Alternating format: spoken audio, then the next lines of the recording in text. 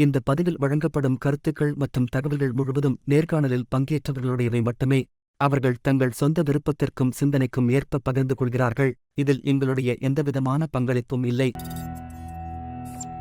Chilli zips நேயர்கள் அனைவருக்கும் வணக்கம். சட்டம் ஒரு இருட்டறை படக்குழுவினரோட நேர்காணப்புறம் அவங்க படத்தை நம்ம பார்த்துட்டோம். அதை பற்றிய விளக்கத்தை அவங்கள்ட்ட கேட்டு தெரிஞ்சு கொள்வோம். தியாகு, உன்னோட நடவடிக்கையே சரியில்லை. ஊருக்காக நீ ஒரு கேவலமான ஆள்ன்றது கூட நடிக்காது.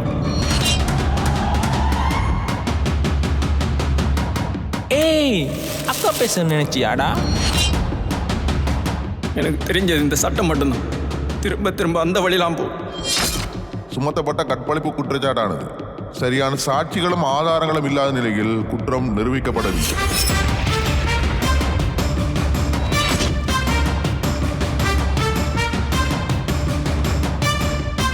வணக்கம் அண்ணா. வணக்கம். எல்லாருக்குமே வணக்கம். முதலாவதாக படத்தை இயக்குனர் முதலாவது கேள்வியை கேட்டுக்கொள்வோம். இந்த படத்தை, இந்த கதையை எடுக்கணும் என்று உங்களுக்கு எப்படி ஆர்வம் முதல்ல வந்தது? இந்த படத்தை பொறுத்த வரைக்கும் இது கனகாலமாக எழுதி வச்சிருந்த கதை, கனகாலமாக எடுக்கணும்னு சொல்லி ஆசையில் இருந்த கதை எல்லாம் இல்லை. சொல்ல போனால் ரொஜி இந்த படத்துடைய தயாரிப்பாளர்ன்னு சொன்னால் பெரிய கோபம் இருக்கு. இப்போ இருந்தாலும் சொல்ல வேண்டிய கடமை, தயாரிப்பாளர் என்கிட்ட நான் முதல்ல ஒரு படம் செய்ய போகிறேன், ஆனால் அவங்கள்ட்ட நம்ம முதல்ல கதைக்கிறேன் செய்யணும் ஐடியா வரக்குள்ள.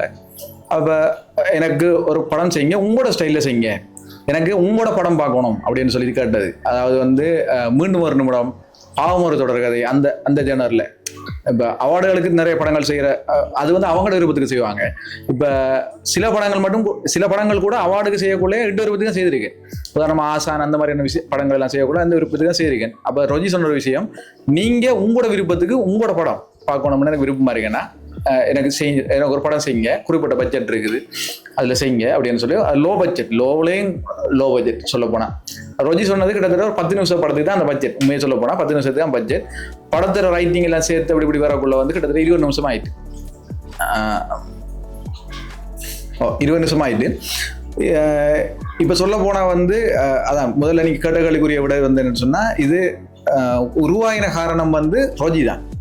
ரொஜிர தூண்டுதலின் பேர்ல, ஆர்வத்தை தூண்டினதன் பேர்ல தான் இந்த கதை உருவாயிடுச்சு. அவ்வளவுதான். தயாரிப்பாளர் ரொஜி என்று சொன்னீங்க. அப்ப ரொஜிர இந்த படத்துல ஆதிக்கம் கூடுதலா இருந்தது. அப்போ ஒரு கேரக்டர் செலக்ட் பண்றது உங்களோட இதுல சாய்ஸ்ல இருந்தா, இல்லாட்டி தயாரிப்பாளர் சொன்ன ஆக்களை வச்சு தான் இந்த படம் ஸ்டார்ட் பண்ணி?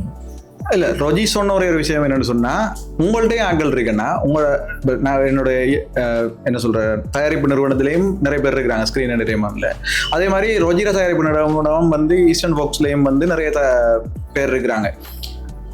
ரொஜி சொன்னது என்னடா, இப்போ எங்கள்கிட்ட இருக்காங்க, உங்கள்கிட்ட இருக்கிறாங்க, நீங்கள் உங்களுக்கு தேவையான ஆக்களை வச்சு செய்யுங்க.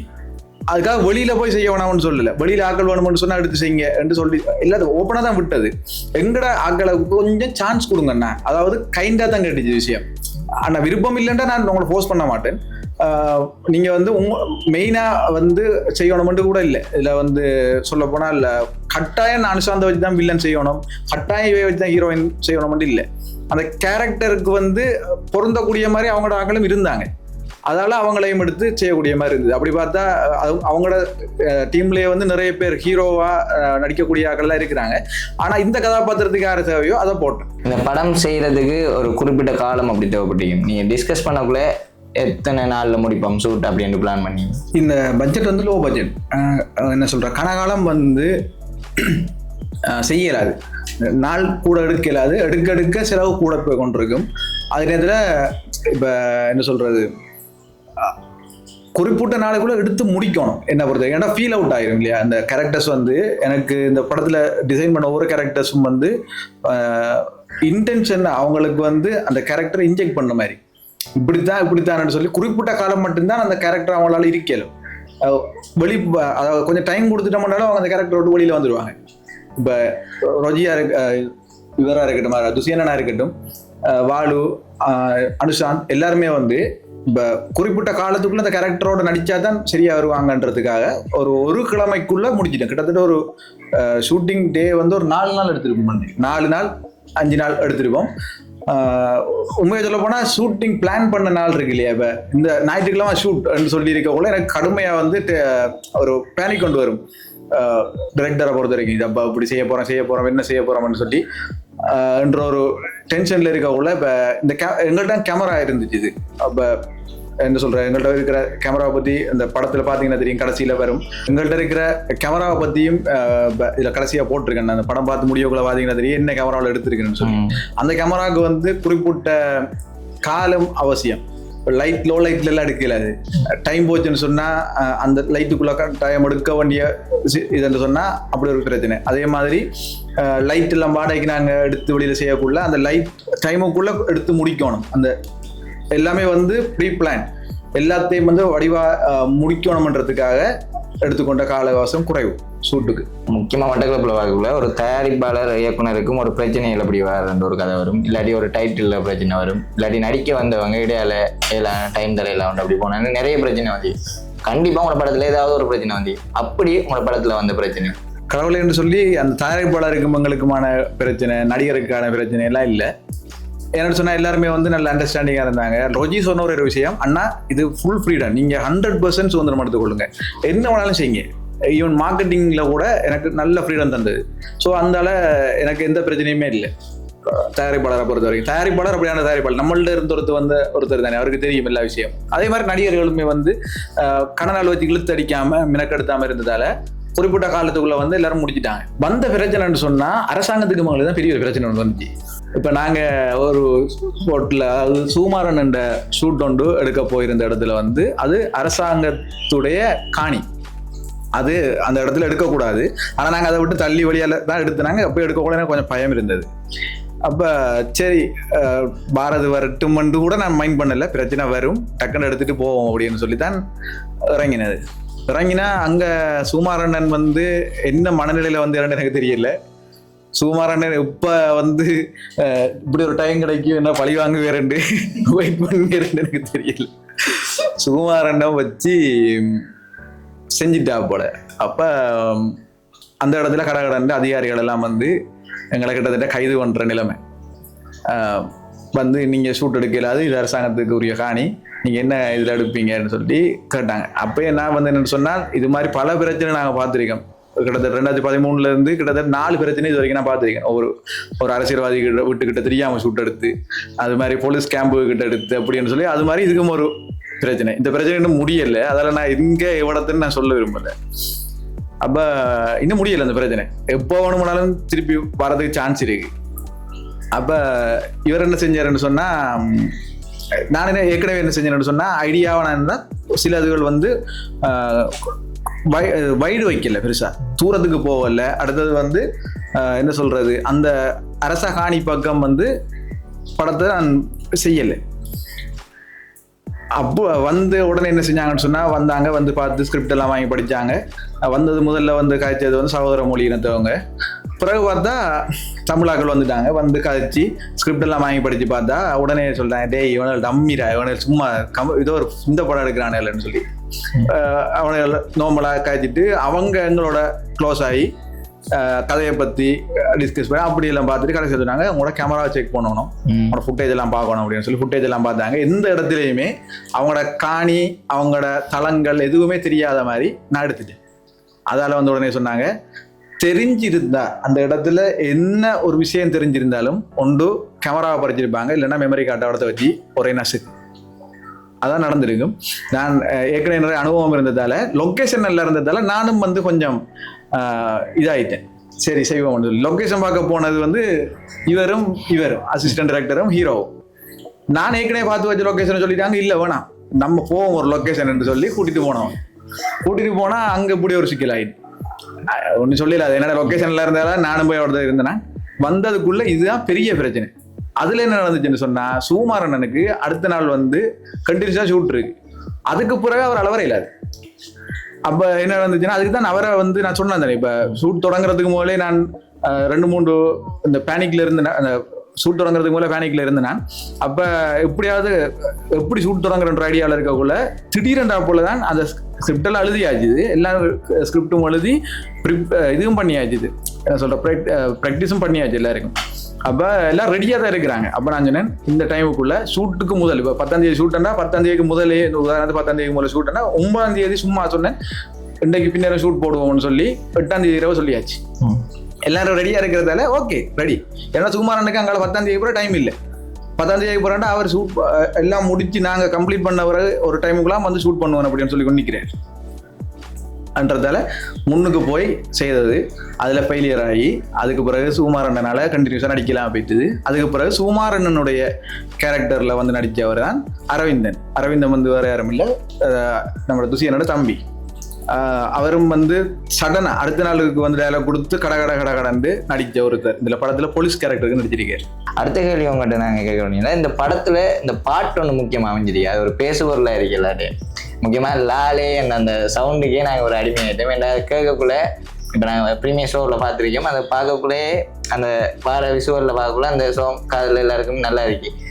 அந்த சாங் நேரத்தோடய முடிவு பண்ணி தானே வச்சுனீங்க அந்த பாடலை, இல்லாட்டி ஷூட் எடுத்து போகிற இடையிலேயே இவடத்துக்கிட்ட வைப்போம் அப்படின்ற ஒரு இது வந்தது, ஆசை வந்தது? பாட்டுக்கு முதல்ல சொல்ல போனால் இந்த அந்த படத்துறைய எல்லா வேலையும் முடிச்சா, எழுத்து வேலையெல்லாம் முடிச்சு டயலாக்ஸ் வேலைகள் எல்லாமே, அதாவது கதை வர என்னை பொறுத்த வரைக்கும் ரெண்டாக தான் நான் பார்ப்பேன். எழுத்து வேலைன்னா கதை வசனம் ரெண்டையும் என்று சொல்ல மாட்டேன்.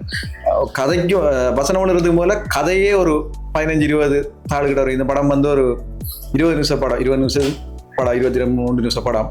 அப்போ எனக்கு வந்து அப்படிதான் எழுதுவேன். அப்போ கதையாக எழுதி போக்குள்ள வந்து ஓகே வில்லன் வந்து இப்படி தான் இருக்க போகுது அப்படின்ற ஒரு பிளான் ஒன்று வச்சுட்டேன். வில்லனை வந்து கொஞ்சம் என்ன சொல்கிற பார்த்து பயப்படணும்ன்றதை தாண்டி வில்லனை பார்த்தா வந்து ஒரு என்ன சொல்கிற ஒரு அருவருப்பு வர மாதிரி இவ்வளோங்க. நிறைய பேருக்கு வந்து இப்போ இந்த பாட்டு நிறைய பேர் ஷேர் பண்ணவே இல்லை. ரீசன் என்னென்னு சொன்னால், அந்த பாட்டு வந்து சில பேர் கேட்டால் தங்களை பிள்ளையா நினைச்சிருவாங்களோ என்ற மாதிரியான ஒரு உணர்வை ஏற்படுத்துது. அந்த உணர்வை தான் நான் எதிர்பார்த்தேன். ஆனால் எதிர்ப்பு வரும், பிரச்சனை வரும், நிறைய பேர் வந்து கண்டனம் தெரிவிப்பாங்கன்னு கடுமையாக எதிர்பார்த்தேன். கடைசி அப்படியாவது மார்க்கெட்டிங் ஆகும்னு சொல்லி கடைசி வரையும் ஆகலை. நான் என்னென்னு சொன்னால், பாட்டு நிறைய பேருக்கு பிடிச்சிட்டு அதே நேரத்தில் வந்து கண்டனம் தெரிவிக்கவும் மனசு வரலையோ என்னவோ தெரியல. இல்லைன்னா கண்டனம் தெரிவிச்சா பெரிய ஆளாயிருவாங்கன்ற பயத்தில் கண்டனம் தெரிவிக்காமல் இருந்தாங்களோ தெரியல. அந்த ஒரு மைண்ட் செட்டில் என்ன செஞ்சேன்னு சொன்னால், எழுத்து வேலைகள் போய்கொண்டிருக்கக்குள்ளேயே வந்து நான் சொன்ன படம் பார்க்கறதுக்கு முதலே, படம் செய்கிறதுக்கு முதலே பிஜிஎம் ஒர்க் ஃபுல்லாக முடிச்சாச்சு. எல்லாம் கம்ப்ளீட் பண்ணி வச்சுட்டு அதுக்கு பிறகு தான் டைலாக்ஸ் எழுதுறது. ஏன்னு சொன்னால் அந்த ரிதத்துக்கு டைலாக்ஸ் எழுதுறது. இந்த சீனுக்கு இப்படி வந்துச்சுன்னா இந்த டைலாக் இப்படி கொண்டு வரலாம் என்ற ஒரு மெதட்டுக்கு செய்கிறது. சில படங்களுக்கு இதுக்கு வந்து கிட்டத்தட்ட ஒரு 20% அப்படி வேலை செய்திருக்குது. அந்த மாதிரி வேலை செஞ்சது தான் இந்த பாட்டு. வில்லனை வந்து கொஞ்சம் பார்க்கக்குள்ள ஒரு அருவருப்பு தன்மை வரணும் என்றது. ஏன்னா அந்த கேரக்டர் வந்து அப்படியான ஒரு கேரக்டர். வில்லன் என்று சொன்னா இப்ப நம்ம கத்தி எடுத்து குத்துறவன் சண்டை பிடிக்கிறவன் வந்து பார்த்தா பயம் வரும், அடிப்பான கொல்லுவானவன் சொல்லி. இந்த கேரக்டர் வந்து அப்படி இல்லை. இந்த கேரக்டரை வந்து சமுதாயத்தில் நிறைய பேர் இருக்கிறாங்க. அவங்கள பார்த்தா இல்லைன்னு சொன்னா அந்த மாதிரி மனநிலையில இருக்கிறவங்களுக்கு தங்களை இப்படிதான் நினைப்பாங்க என்றதை உணர்த்தணும்ன்றதுக்காக தான் அந்த விஷயம். இந்த படத்துக்கு தயாரிப்பாளர் இருந்தும் கமரா மிரரஸ் கமராவில் எடுக்கலை நீங்கள். அப்போ அது நிறைய பேருக்கு ஒரு கேள்வியாக இருக்கலாம், ஏன் இவ்வளோ நாள் செய்கிறாங்க, சோனி கேமராவில் எடுத்துருக்கலாமே உண்டு. நான் ப்ரீமியர் ஷோ பார்த்ததால அந்த கேள்வி எனக்கும் தோணுச்சு. ஏன் என் தயாரிப்பாளர் ஒரு குறைஞ்ச ஒரு தொகை தானே சந்தை, இல்லாட்டி அதுக்கு இந்த தொகை வந்திருந்தா நீங்கள் கண்டிப்பாக செஞ்சுருப்பீங்களா? ஏன்னா தயாரிப்பாளர் நிறைய பேர் இங்கே இருக்காங்க. அப்போ தயாரிப்பாளர் கிடைக்கிறாங்க இல்லையா, அது ஒரு கேள்வியாக இருக்குது. அதுக்கு நீங்கள் என்ன பதில் சொல்கிறீங்க?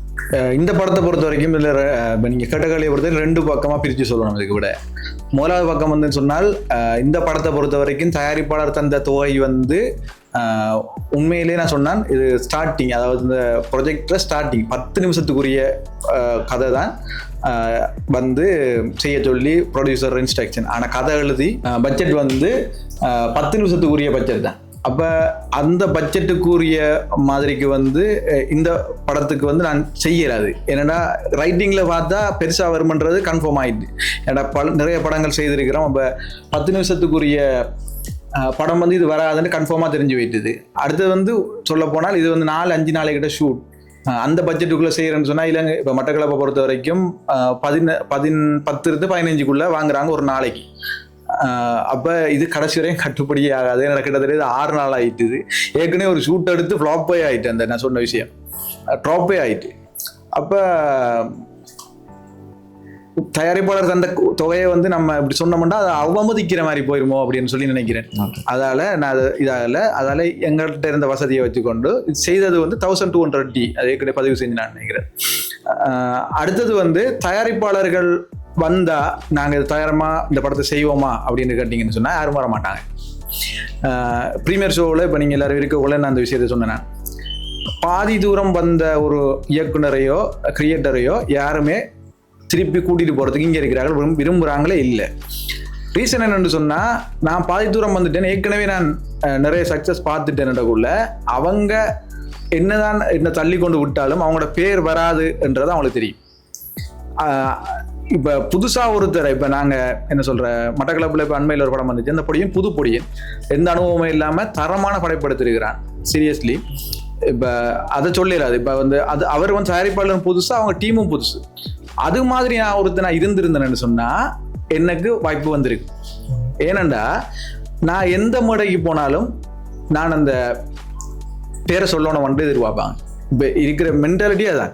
இப்போ வெளிநாட்டில் இருக்கிறாங்க படம் செய்கிறாங்கன்னு சொன்னால் அந்த படத்தை வந்துட்டு ஏன் இங்கே தயாரிக்கிறாங்க, அவங்களுக்கு லாபமே இல்லை என்று தெரிஞ்சுமே தயாரிக்கிறாங்கன்னு சொன்னால் அவங்களோட பேர் வெளியில் வரணும்ன்றதுக்காக. பேர் மட்டும் இல்லாமல் அவங்களோட பேரை நான் எப்பயுமே சொல்லணும்னு சொல்லி எதிர்பார்ப்பாங்க. அப்போ இப்போ நான் இப்போ பாதி தூரம் வந்து நான் என்ன சொன்னால் அது வந்து எனக்கும் என்ன சொல்கிற ஒரு கப் ஆஃப் டீ என்று சொல்லுவாங்க. எல்லாரோடையும் வேலை செஞ்சு வந்தவன்னு சொன்னால் அவங்களோட சேர்ந்து அவங்களும் ஒருத்தர் என்ற மாதிரி போயிடக்கூடாது என்றதில் இங்கே எல்லாருமே திடமாக இருக்கிறாங்க. இப்போ இந்தியாவை பொறுத்த வரைக்கும் எல்லாரும் வேறு வேறு ப்ரொடியூசரோட வேலை செய்வாங்க. அந்த படம் முடிகிற வரைக்கும் அவங்களோட பேரை சொல்லுவாங்க. அடுத்த படத்துக்கு போன பிறகு அந்த ப்ரொடக்ஷனை பற்றி கேட்பாங்க. ஆனால் எப்பயுமே ஆரம்பத்தில் ஒருத்தர் வளர்த்துட்டு இருப்பாங்க, அசிஸ்டன்ட் டைரக்டராக இருந்து வந்திருப்பாங்க, டைரக்டராக இருந்து வந்திருப்பாங்க. அவங்களோட பேரை எப்பயுமே சொல்லுவாங்க. தயாரிப்பாளர் பேரை சொல்றது கொஞ்சம் குறைவாக தான் இருக்குது. அது மாதிரி தான் இவங்க எல்லாம் எதிர்பார்க்குறாங்க.